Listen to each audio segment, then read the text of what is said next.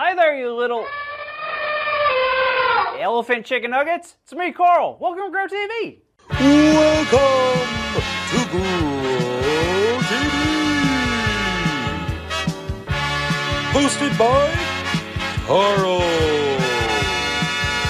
Where we have fun with our friends, talk about Jesus, and go over everything the Bible has to offer. Now once again, welcome to Grow TV. Yo, you aren't gonna believe where I'm at right now. I'm at the elephant exhibit! And wow, these things are massive. Elephants are the largest land animal, and they spend 16 hours a day eating. No wonder they can't jump. Tell you what, I'm half tempted to jump over that fence and start riding one. But I think there may or may not be a rule against that. Either way, these creatures are just so fascinating. Want to learn some more? Me too. Hey man, how you doing? Hi Andrew, I'm great. I just want to go over some cool elephant facts with the kids. Awesome, I'm always down to learn. Let's hear it. It says here that elephants can communicate with each other from up to 5 miles away. Holy moly, they can also live up to 70 years old? Look at this. This one's rubbing mud all over itself. Apparently they use mud as some type of sunscreen. Who knew? All right, last fact. It says here that elephants have incredible memory. They can remember faces and other elephants that they haven't seen in over 20 years. That is amazing. I bet King Belshazzar wishes he was part elephant. What in the world are you talking about? It's because, you know, he forgot about the whole... You don't know who I'm talking about, do you? Nope. Okay, well, King Belshazzar was the son of King Nebuchadnezzar. Like we learned last week, King Nebuchadnezzar learned that God is the one true God. And he learned that from Daniel, Shadrach, Meshach, and Abednego. Guys that were brought over from their hometown to live and work in the kingdom of Babylon. These four followed God no matter what. I mean, the king tried throwing 3 of them into the fiery furnace, and nothing happened to them. So clearly the God they worshiped was real. Anyway, you'd think that when Nebuchadnezzar's son, Belshazzar, became king, he would have remembered all of that, but he didn't. Oh, well, that's a bummer. It really is. There was this one time when he was having a big dinner party, and he asked his servants to go get all of the silver and gold cups. And the thing is, the cups, or goblets as they called them, were very special. Well, how special were they? Well, these cups were taken from the temple in Jerusalem back when Daniel was taken as a slave. They were used to worship and honor God. Not for silly parties and worship of idols, but that's what the king was doing. He was using the goblets to worship other gods, who aren't really gods anyway. Oh yeah, well that's like really disrespectful.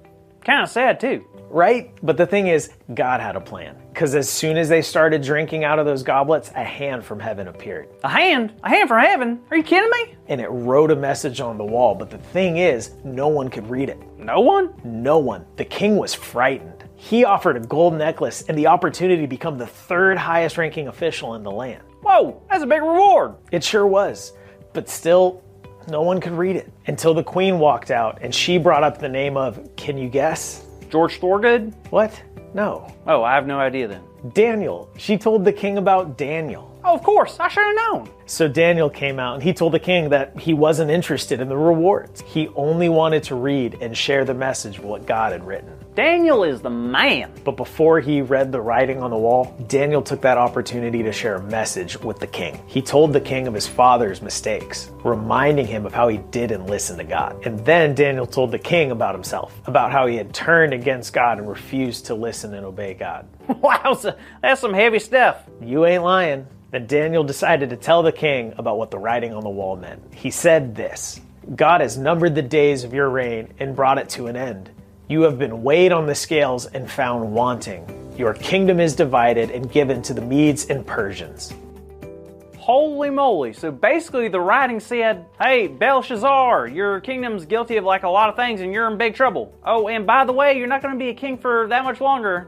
Did I get that right? Pretty much. It was a very revealing truth, but the king honored Daniel for telling him what it really meant. So what happened next? Well, everything that was written on the wall came true. That night, the king was killed and a man named Darius became king. Wow, so much happened so fast. I guess you're right about the whole elephant memory thing. Belshazzar should have known better. Yep, all he had to do was take a look at his father's life and the people before him to realize that he should have really been listening to God, especially as king. For sure. I guess that's how we should be living too. What do you mean?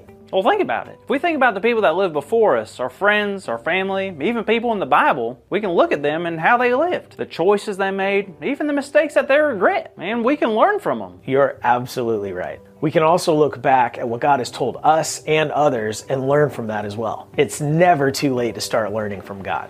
I agree. Don't you? Nice.